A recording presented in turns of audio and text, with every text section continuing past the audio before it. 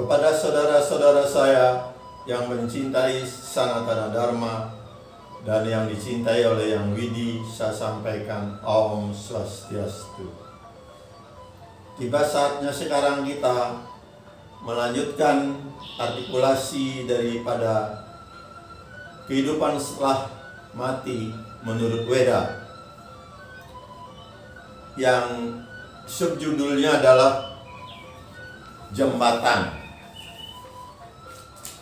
Baik, sebelum saya membacakan tentang jembatan ini, saya lanjutkan sedikit tentang yoga dan dhyana-nya. Karena ini banyak sekali modelnya, banyak sekali yang jualan, dan banyak sekali pengikutnya.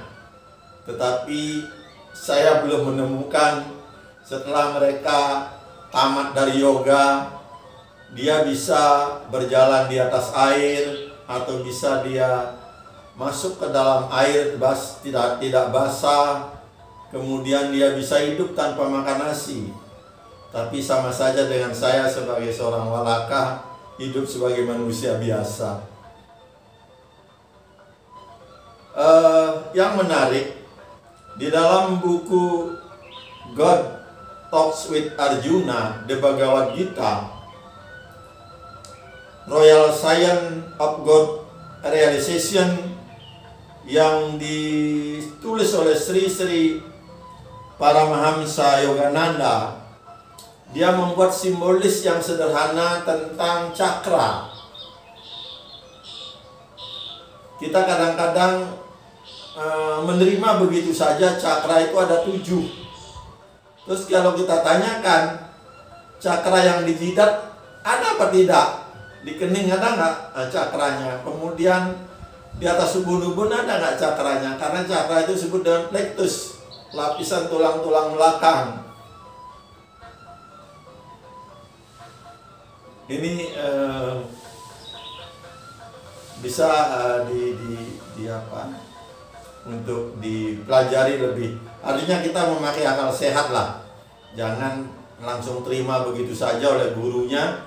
Dan juga gurunya saya tidak tahu dia tamat dari mana, apakah sudah memang sebagai praktisi, saya belum tahu. Apakah memang profesi hanya untuk menghasilkan uang, sehingga mereka membuka pasraman, kemudian membuat latihan. Tapi ya boleh-boleh saja, mereka akan untuk mencari penghidupan. Kita tidak bisa menyalahkannya. Sri Paramahamsa Yogananda menggambarkan Drupadi dan Pancapandawa itu adalah cakra dan kundalini. Kundalini adalah sebuah, kalau di dalam teknik itu sebuah belitan di dalam motor generator. Tanpa ada belitan maka tidak akan terjadi aliran listrik, tidak akan hidup. Listriknya tidak akan hidup. Maka Pancapandawa dari Dharma Wangsa sampai Nakula itu dibelit oleh Kundalini, Drupadi yang membelitnya. Dengan belitan itu maka hiduplah cakranya. Dan cakranya adalah 5, karena Pancapandawa, jadi sampai di Dharma Wangsa. Titik tertinggi adalah kedudukan cakra itu adanya di sini, di pundak di sini. Di sanalah kedudukannya. Dan cakra ke-6 dan ke-7 itu duduk di sana juga, tetapi mereka akan memancar ke mata ketiga di selain lelake, dan juga sedikit di atas ubun-ubun. Seperti itu perjelasannya dari Paramahamsa. Jadi saya hanya membaca saja, tidak ini. Dan cakra itu sangat berkaitan dengan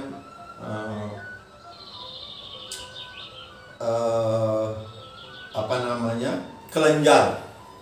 Jadi di dalam tubuh kita ini juga ada kelenjar, 7 kelenjar. Itu akan berkaitan, jadi ada cakra, ada kelenjar. Kemudian di antara 5 cakra itu yang paling hebat adalah Manipura, yaitu cakra yang lurus dengan pusar. Jadi Bapak Ibu sampai di situ dulu tentang pengetahuan daripada dhyana dan yoga. Menurut Sri Paramahamsa Yogananda, dan kita akan lanjutkan pembacaan daripada kehidupan setelah mati menurut Weda. Jembatan. Sekarang sang diri adalah jembatan, batas atau pemisah untuk menjadikan dunia-dunia ini terpisah. Di sebelah jembatan, siang dan malam tidak menyeberang, tidak pula usia tua, tidak pula kematian, tidak pula kesedihan, tidak pula perbuatan baik, tidak pula perbuatan buruk. Semua kejahatan berbalik darinya karena Brahma Loka dibebaskan dari kejahatan. Oleh karena itu sesungguhnya ketika melintasi jembatan, bila seorang buta, dia menjadi tidak buta lagi. Bila terluka, dia menjadi tidak terluka lagi. Dia sakit, dia menjadi tidak sakit lagi. Oleh karena itu ketika melintasi jembatan, malam nampak sama seperti siang, karena Brahma Loka selalu diterangi. Candyoga, Candogya, Upanishad ke-8, buku kedua, bab 1, bagian kedua, mantra 1-2. Agama-agama termasuk tradisi beragama di Bali bicara tentang adanya jembatan. Jembatan itu sangat kecil atau jembatan itu bergoyang-goyang yang disebut dengan titi ugalagil. Orang yang banyak dosa, asubha karma akan jatuh dari jembatan itu ke sungai yang dalam, di mana terdapat banyak binatang buas neraka. Yang banyak perbuatan baik, subha karma, akan selamat melewati jembatan itu mencapai surga. Saya pernah mendengar bahwa jembatan itu kecilnya 1/7 daripada sehelai rambut. Kira-kira demikian kiasnya. Baik, Bapak Ibu sekalian, saya akan menyampaikan sebelum saya tutup, beberapa nama suci Tuhan. Di Siwa Purana itu ada 1000 nama-nama Siwa. Di saudara kita Waisnawa kan ada 1000 nama-nama Wisnu. Jadi semua nama adalah milik Tuhan. Namun demikian, bagi orang-orang yang menyadari bahwa Tuhan sama sekali tidak punya nama dan memang tidak memerlukan nama. Nah, kita yang manusia memerlukannya agar kita dapat mendekat kepadanya. Dengan nama maka timbul rupa, sehingga kita bisa membayangkan melihatnya. Jika menyebut Wisnu, maka rupanya seperti yang kita lihat, bertangan 4, kemudian warnanya abu-abu ya, seperti itu. Kemudian kalau Siwa, maka dia akan berpakaian kayak orang hutan. Jadi badannya penuh debu, kemudian pakaiannya dari kulit binatang, dan dia akan membawa trisula. Gambaran itu betul-betul sungguh-sungguh terjadi pada saat Kertayuga, dan digambar oleh para manusia agar kita dapat melihatnya saat ini. Karena saat ini dewa-dewa sudah tidak turun lagi, karena hanya pada Kertayuga.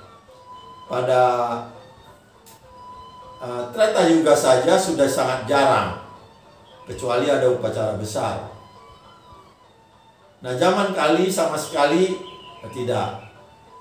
Jadi itulah sebabnya di zaman Kali ini ada dua keunggulannya. Yang satu adalah Dharma hanya berkaki satu, sementara 3 kakinya sudah diamputasi. Tetapi karena umur manusia zaman Kali ini rata-rata 49 tahun menurut Purana, maka Tuhan juga Maha Kasih bagi orang-orang yang sungguh-sungguh ingin menjalankan Dharma, maka waktu untuk mencapainya juga sangat cepat. Kalau zaman Kerta, maka orang akan melakukan bertapa di hutan 1000 tahun, karena hidup mereka ratusan ribu tahun. Nah, kita ini kalau lebih dari 60 tahun sudah bonus. Tapi sayangnya setelah pensiun pun orang-orang itu masih berkeliaran di dunia prakerti dengan alasan untuk kehidupan. Dia tidak percaya kalau Tuhan di dalam Bhagavad Gita menyatakan bahwa engkau akan kuberikan apa yang kau butuhkan dan akan aku pelihara apa yang kau miliki. Tapi mereka berjuang untuk segala sesuatu, dan itu dikatakan oleh guru-guru saya, orang-orang yang mencari hal-hal yang remeh. Tapi tidak apa-apa, ya itulah kehidupan. Dan saya tutup dengan Rama Santi. Om Santi Santi Santi Om.